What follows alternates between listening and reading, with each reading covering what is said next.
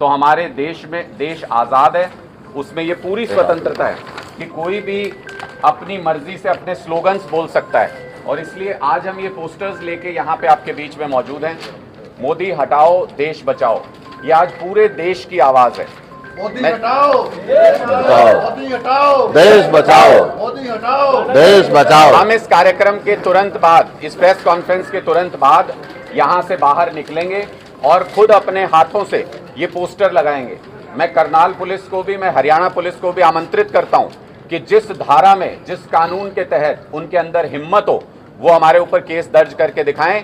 हम पहले भी कह चुके हैं, ना हम इनकी लाठियों से डरते, ना हम इनकी जेलों से डरते, ना इनकी गोलियों से डरते, ना इनकी फांसी से डरते। मुझे लगता है कि आज़ादी का एक दूसरा आंदोलन चल रहा है, जिसमें हमें एक बार फिर से सरकारों को यह एहसास कराना पड़ेगा कि अब भारत के नागरिक किसी के गुलाम नहीं है और ये अंग्रेजों का शासन नहीं चल रहा है। दादाजी, ये मोदी जी कौन से हैं? इन मोदियों की वजह से एक राहुल गांधी की सदस्यता चली गई। प्रधानमंत्री नरेंद्र मोदी जी जिस तरीके से इस देश को चलाना चाहते हैं और जिस तरीके से तानाशाही रवैया अपनाए हुए हैं, हम सीधे तौर पर यह संदेश देना चाहते हैं कि वो देश के लिए घातक है, वो देश की आज़ादी के लिए, देश की स्वतंत्रता के लिए घातक है। अगर आपकी एजेंसियां आपके घर से बाहर निकलने पर पाबंदी लगाने लगें, किसी व्यक्ति को इसलिए नज़रबंद कर दिया जाए कि वो कोई पोस्टर लगाएगा, बाहर निकल के कोई नारा लगाएगा, तो आज़ादी का मतलब क्या है? हमें तो आज़ादी इसलिए मिली थी कि हम आज़ादी से अपनी बात कह सकते हैं, बोलने की आज़ादी होगी। शिक्षित हिंदुस्तान होगा, देश के नौजवान बेरोजगारी में नहीं भटकेंगे, इलाज के लिए नहीं भटकेंगे, फसलों का उचित दाम मिलेगा। ये सपना मोदी के राज में पूरा नहीं हो सकता। जब अंग्रेजों की हुकूमत थी, कोई पर्चा नहीं बांट सकता था, कोई पर्चा लगा नहीं सकता था।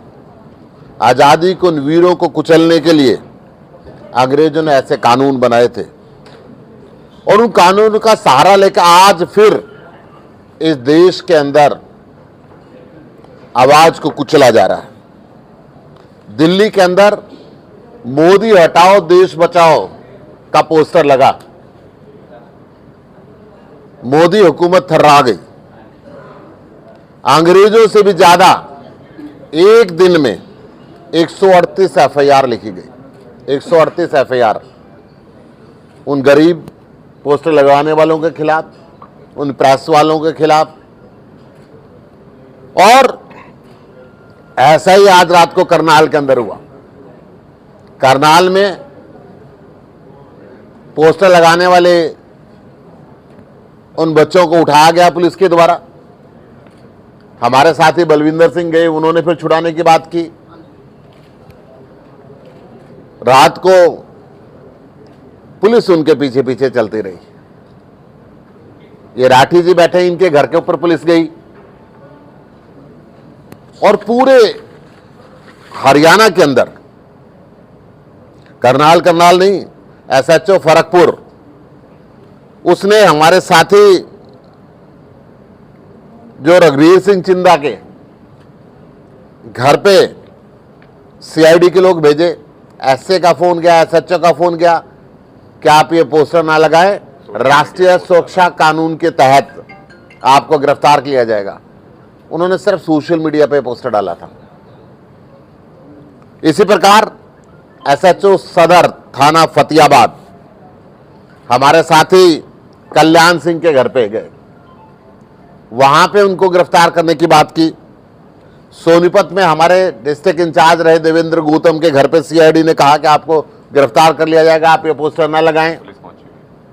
पुलिस अभी भी पहुंची हुई है। पूरे हरियाणा के अंदर ये पूरी रात और सुबह से ये कार्रवाई चल रही है। इस देश के संविधान की धज्जियां उड़ाई जा रही हैं। विपक्ष की आवाज को कुचलने का पूरा फर्जी मुकदमे तैयार करके उसके ऊपर कोशिश की जा रही है। देश के किसानों के खिलाफ 3 काले कानून जबरदस्ती बनाए। 1.5 साल किसानों ने आंदोलन किया तो प्रधानमंत्री जी ने एमएसपी का वायदा किया कि उसको कानून का दर्जा देंगे, परंतु आज तक उस दिशा के अंदर एक कदम भी नहीं बढ़े। छात्रों की आवाज को देशद्रोही कह के उनको दबाया जा रहा है। जितने भी विश्वविद्यालय हैं, रोहित वेमुला जैसे नौजवानों को, और पूरे देश के अंदर अलग अलग जगह पे ये हुआ। मजदूर आज दयनीय जिंदगी जीने के लिए मजबूर है। भगत सिंह और बटुकेश्वर दत्त ने असेंबली में इसलिए बम फेंका था कि उस समय मजदूरों के खिलाफ सेफ्टी बिल लाया जा रहा था। आज पूरे देश में कानून बना के मजदूरों के हकों को खत्म किया जा रहा है। जहां जहां प्रधानमंत्री नरेंद्र मोदी जी जा रहे हैं, वहां पे अदानी साहब का साम्राज्य फैलता जा रहा है। दुनिया के किसी भी देश के अंदर जाएं, उस देश के अंदर रातों रात ये दुनिया का 2 नंबर का सबसे अमीर व्यक्ति बन गया। जब नरेंद्र मोदी और अडानी घोटाले की जांच की बात की गई, ज्वाइंट पार्लियामेंट्री कमेटी की गठन की बात की गई, हिडनबर्ग की रिपोर्ट पे चर्चा की बात संसद के अंदर की गई, तो मोदी सरकार एक शब्द उस पर बोलने के लिए तैयार नहीं है। LIC के, PNB के, अनेकों वित्तीय संस्थाओं के हजारों करोड़ रुपए सवाह हो गए।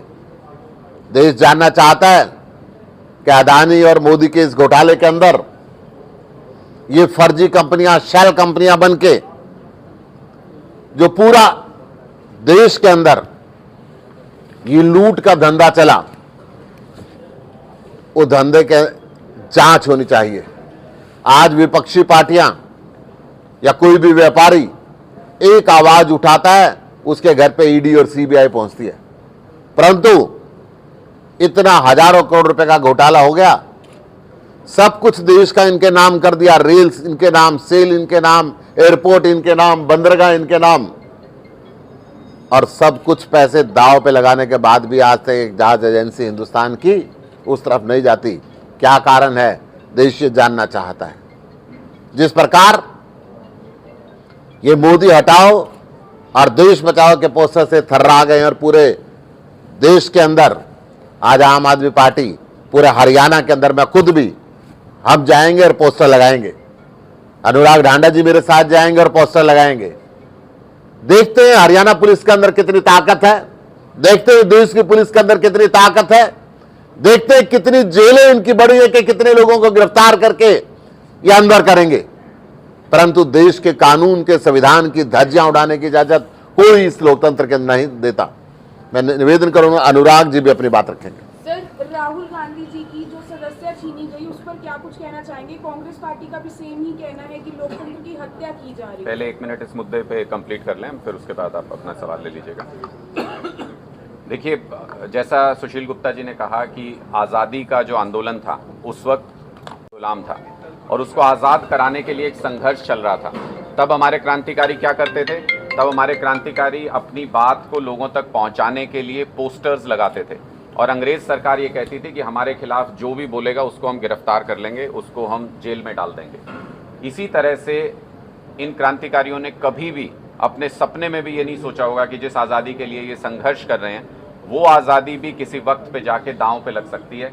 आज के दिन में वही दौर वापस लौट रहा है जब हरियाणा की पुलिस, जो कि 36वें स्थान पर है कानून व्यवस्था में, जिनका पूरा ध्यान इस बात पर होना चाहिए कि हरियाणा के लोगों को, हरियाणा की महिलाओं को कैसे सुरक्षा उपलब्ध कराई जाए, उस प्रदेश की पुलिस कल पूरी रात करनाल में भी, सोनीपत में भी, फतेहाबाद में भी, सिरसा में भी, यमुनानगर में भी, सारे डिस्ट्रिक्ट्स में कल पूरी रात हरियाणा पुलिस सिर्फ एक एक्सरसाइज कर रही थी कि हमारे आम आदमी पार्टी के नेताओं से संपर्क करके, लगातार उनसे कांटेक्ट करके ये कोशिश कर रहे थे कि कैसे ये पोस्टर्स लगने से रोके जाएं।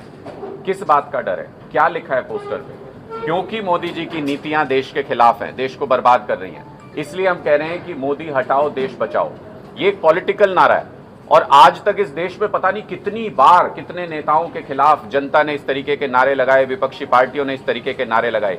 ये पहली ऐसी सरकार है जो सरकारी तंत्र का दुरुपयोग करके लोगों के अंदर भय बिठाना चाहती है कि ये बात बोलना भी अपराध है, देशद्रोह है कि मोदी हटाओ, देश बचाओ।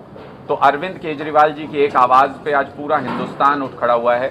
11 अलग अलग भाषाओं में पूरे देश में ये पोस्टर्स लग रहे हैं। हमने सोचा था कि सिंबॉलिक तौर पे इसको बताते हुए हम करनाल के अंदर पोस्टर्स लगाएंगे और अपना विरोध इसके लिए जाहिर करेंगे, लोगों को ये बताएंगे कि ये पोस्टर लगाना कोई अपराध नहीं है। लेकिन हरियाणा पुलिस ने जिस तरीके की दमनकारी नीति अपनाई, जिस तरीके से डर और खौफ में उन्होंने पूरे हरियाणा में हमारे कार्यकर्ताओं को परेशान किया, कार्यकर्ताओं की एक ज़बरदस्त आवाज़ और जनता की एक ज़बरदस्त आवाज़ है कि ये पोस्टर हर गली में, हर घर पे, हर शहर में लगना चाहिए। इसलिए आज इस प्रेस कॉन्फ्रेंस से ही हम ये घोषणा करते हैं और अपने कार्यकर्ताओं को खुली छूट देते हैं कि जहां पर भी, जिस जगह भी उनके मन की बात को वो दीवार पर चस्पा करना चाहते हैं, पोस्टर लगाना चाहते हैं, वो पूरे हरियाणा में जहां भी लगाना चाहें वो ये पोस्टर्स लगा सकते हैं। हम कोई रेस्ट्रिक्शन किसी तरीके का नहीं है। अगर किसी तरीके से पुलिस उनको परेशान करने की कोशिश करेगी, पूरी पार्टी एकजुट है, सारी लीडरशिप अपने कार्यकर्ताओं के साथ खड़ी है। और हरियाणा में भी अगर आम जनता को इस बात से नाराजगी है कि मोदी जी की नीतियों ने उनको परेशान किया है, तो हम सबका आह्वान करते हैं कि वो भी खुल के सामने आएं और वो भी मोदी हटाओ देश बचाओ के इस नारे में अपना योगदान दें, इस पोस्टर में अपना योगदान दें। आज हम आप सबके सामने और वो पोस्टर भी दिखाना चाहते हैं कि किस तरीके का वो पोस्टर है, क्या गुनाह है ऐसा लिखने में। 4 शब्द अगर किसी ने लिख दिए, घूमने की आज़ादी होगी, आने जाने की आज़ादी होगी, अपनी बात कहने की आज़ादी होगी। अगर वो स्वतंत्रता छीनने की कोशिश की जाएगी तो उसका पुरजोर तरीके से विरोध करेंगे। और कल की जो पुलिस की हरकत है, हरियाणा पुलिस की, उससे यही नजर आता है कि ये स्वतंत्रता छीनने की कोशिश की जा रही है, क्योंकि पुलिस जगह जगह पे जाके नजरबंद कर रही है हमारे कार्यकर्ताओं को, नेताओं को। और करनाल के अंदर जो रात को हमारे कार्यकर्ता पोस्टर्स लगा रहे थे, उनको बिना किसी कानूनी कार्रवाई के उनको सड़क से उठा लिया गया, उनके पोस्टर्स जब्त कर लिए गए। मैंने साफ तौर पे कहा कि देश के प्रधानमंत्री नरेंद्र मोदी जी जिस तरह से देश को चला रहे हैं वो देश के लिए घातक है। इसलिए हमने ये नारा दिया है कि मोदी हटाओ देश बचाओ। राहुल गांधी की सदस्यता चली गई, आप ये पोस्टर लगाएं, क्या पता आपको भी राज्यसभा से? देखिए, ये राहुल गांधी के सदस्यता का सवाल नहीं है, ये इस देश के लोकतंत्र का सवाल है, इस देश की आज़ादी का सवाल है। जो लाखों कुर्बानियां दी गई थी, उन कुर्बानियों के आखिर क्या हासिल किया? क्या विपक्षी दलों की आवाज़ को दबाने के लिए उनको जेल के अंदर बंद कर दिया जाएगा? क्या सत्येंद्र जैन को 10 महीने से इसलिए बंद कर रखा है कि उन्होंने अच्छे हॉस्पिटल बनाए, अच्छे मोहल्ला क्लिनिक बनाए? क्या मनीष सिसोदिया को इसलिए बंद कर रखा है कि उन्होंने अच्छे स्कूल बनाए? सारी दुनिया को एक एग्जाम्पल दिया कि सरकारी स्कूल भी बेहतर हो सकते हैं, सरकारी कॉलेज भी बेहतर हो सकते हैं। आज तक 1 रुपये का आरोप उनके पास नहीं लगा, परंतु जब सीबीआई उनको रोक नहीं पाई तो ईडी की धारा लगाई गई और उसके अंदर बंद कर दिया गया। इसी प्रकार राहुल गांधी की सदस्यता की बात है, इसी प्रकार अन्य विपक्षी दलों के लीडर्स की स्वायत्तता की बात है, उनको दबाया जा रहा है, उनको कुचला जा रहा है। और इसलिए हम कह रहे हैं कि लोकतंत्र खतरे के अंदर है, इसलिए हम कह रहे हैं कि मोदी हटाओ और देश बचाओ। सर, मेरा सवाल यह है कि अंग्रेजों के समय में जब क्रांति लाई गई थी और तब उस समय जो है लोग अनशन, धरना, प्रदर्शन किया, लाखों शहादतें देके आज़ादी पाई थी और इसलिए उसका मूल भी सारी हमारी जो पिछली जनरेशन है वो समझती थी। आज दोबारा से हमारे सामने वो दौर लौट रहा है कि अगर हमने अपनी आज़ादी के लिए आवाज़ नहीं उठाई और अगर हमने अपने अधिकारों को सेफगार्ड नहीं किया, तो वापस से सरकार उसी दिशा में बढ़ रही है कि धीरे धीरे हम प्राइवेट कंपनियों की गुलामी की तरफ चले जाएंगे। क्योंकि जो सरकार चल रही है वो प्राइवेट कंपनियों के इशारे पर चल रही है और प्राइवेट कंपनियां नहीं चाहती कि कोई भी लोकहित का मुद्दा उठाया जाए, कोई भी जनता से जुड़ा मुद्दा उठाया जाए, उन कंपनियों के खिलाफ कोई बात बोली जाए। इसलिए ये धीरे धीरे सरकारी तंत्र का इस्तेमाल करके लोगों की आवाज़ को दबाना चाहते हैं। आप सबको और हमको और पूरे देश को ये समझना होगा कि अगर बोलने से हम डरने लगे, अगर अपनी बात कहने से डरने लगे, तो वो दिन दूर नहीं जब हमारी आने वाली जनरेशन्स को फिर से संघर्ष करना होगा आज़ाद होने के लिए। फिर से वही दौर लौटेगा अंग्रेजों वाला और फिर से हमारी कई जनरेशन्स, कई पीढ़ियों को गुलामी झेलनी पड़ेगी। इसलिए आज जागना बेहतर है, आज इस आज़ादी के लिए लड़ना बेहतर है। आपकी प्रेस कॉन्फ्रेंस हो रही है, जिस जगह पे आपकी प्रेस कॉन्फ्रेंस हो रही है, सुनील बिंदल जी का संस्थान है ये, इनके साथ भी काफी कुछ किया गया और आगे भी थ्रेट। निश्चित तौर पे हम इससे वाकिफ हैं पूरी तरह से और एक एक कार्यकर्ता आम आदमी पार्टी का और एक एक नेता इस बात से वाकिफ है कि आज हम जो कर रहे हैं उसकी कोई भी भारी से भारी कीमत हमको चुकानी पड़ सकती है। और इसलिए हम तो कहते हैं कि हम सर पे कफन बांध के निकले हुए सिपाही हैं अरविंद केजरीवाल जी के। वो एक आज़ादी की दूसरी लड़ाई लड़ रहे हैं और वापस से तानाशाही की तरफ ये देश बढ़ रहा है। उसको रोकने के लिए हम सबको एकजुट होकर लड़ना पड़ेगा, किसी को तो कुर्बानी देनी पड़ेगी। और आज भगत सिंह तो सारे कहते हैं, आप पार्टी में से भगत सिंह कौन बनेगा? देखिए, आम आदमी पार्टी में तो सभी भगत सिंह है। आम आदमी पार्टी में तो सारे ही भगत सिंह आम आदमी पार्टी में। भगत सिंह जी ने क्या किया था? अंग्रेजों ने सोचा था कि भगत सिंह जी को जेल में डाल दो, फिर शायद कोई आजादी नहीं मांगेगा। इन्होंने भी यही सोचा, नए अंग्रेजों ने, कि इन्होंने कहा कि सत्येंद्र जैन जी को जेल में डाल दो, फिर कोई अच्छे अस्पताल नहीं बनाएगा। मनीष सिसोदिया जी को जेल में डाल दो, मनीष सिसोदिया जी को जेल में डाल दो, फिर कोई अच्छे स्कूल नहीं बनाएगा। लेकिन वो रुकेगा नहीं। एक मनीष सिसोदिया को अंदर डालोगे, 50 मनीष सिसोदिया, 1000 मनीष सिसोदिया पैदा हो जाएंगे। एक सत्येंद्र जैन को जेल में डालोगे, 1000 सत्येंद्र जैन पैदा हो जाएंगे। ये इनकलाब है, ये आंदोलन है, ये रुकेगा नहीं। और इसी से डरती है मोदी सरकार, इसलिए ये न पोस्टर लगाने देते, न अपने खिलाफ कुछ बोलने देते हैं। लेकिन अब ये जनता की आवाज है। अरविंद केजरीवाल जी ने तो सिर्फ एक आह्वान किया, एक नारा दिया। अब ये जन जन की आवाज है। जनता को आप रोक नहीं सकते। आप शहर में लगाने से रोकेंगे, गांव में लगाएंगे, सड़क पे लगाने से रोकेंगे, गली में लगाएंगे। अगर गलियों में लगाने से रोकेंगे, लोग अपने घरों पे लगा लेंगे। आप कहां तक आवाज सर, सरकार ने एक आयोग बनाया है, रेशनलाइजेशन आयोग। ये ए से डी ग्रेड तक जो आरक्षण के तहत पदोन्नति दी जाएगी और 1 महीने के अंदर कहा है। तो आप दोनों का कमेंट क्या है इस पर? देखिए, आज तो ये देश की आजादी का सवाल है। आज हम मुद्दा यही ले रहे हैं। आयोग बनाया, इस पर आपकी क्या प्रतिक्रिया है? मैं आपको प्रतिक्रिया देने से पहले मैं बता दूं, प्रतिक्रिया भी इसमें देंगे, आप अलग से ले लेना। परंतु इस पे आज हम, ये देश की जो आजादी की आवाज है, जिसको आम आदमी पार्टी सड़क से लेकर संसद तक उठा रही है, जिसको आम आदमी पार्टी ने प्रधानमंत्री के भाषण के दौरान भी संसद के अंदर उठाया, जिसको आम आदमी पार्टी के राष्ट्रीय संयोजक अरविंद केजरीवाल जी ने जंतर मंतर से उठाया, आज उसको देश के कोने के अंदर हम इस आवाज को उठा रहे हैं। और आज का मुद्दा यही। आपके सवाल पे हम अलग से अलग से जवाब, अलग से आपको आम आदमी पार्टी के माध्यम से जो है, ये बताओ 2014 में पोस्टर लगे थे यहाँ पर, एक एक करके जी। 2014 में विधानसभा चुनाव से पहले पोस्टर लगे थे। जिसके पोस्टर लगते हैं वो दोबारा बना रहता है। आपका क्या कहना है? देखिए, मुझे तो ऐसा, आपका कहने के मुताबिक कि अंग्रेजों के खिलाफ पोस्टर लगाए थे तो इसका मतलब हमें गुलाम ही रहना चाहिए था उस लॉजिक के हिसाब से। ऐसा कोई लॉजिक नहीं है।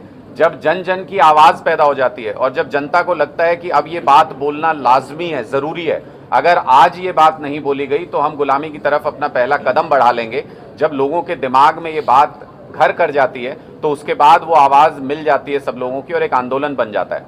आज ये पोस्टर सिर्फ पोस्टर नहीं है, आज ये एक मांग है, पूरे देश की मांग है कि किसानों के खिलाफ मोदी जी काम करते हैं, व्यवसायियों के खिलाफ मोदी जी काम करते हैं, छात्रों के खिलाफ मोदी जी काम करते हैं, जो युवा हैं उनके खिलाफ मोदी जी काम करते हैं, सरपंच चुने हुए हैं उनके खिलाफ इनके खट्टर साहब काम करते हैं, और जो चुने हुए प्रतिनिधि हैं, सांसद हैं, उनकी जेपीसी नहीं बनने दे रहे, सुशील गुप्ता जी रोज मांग करते हैं।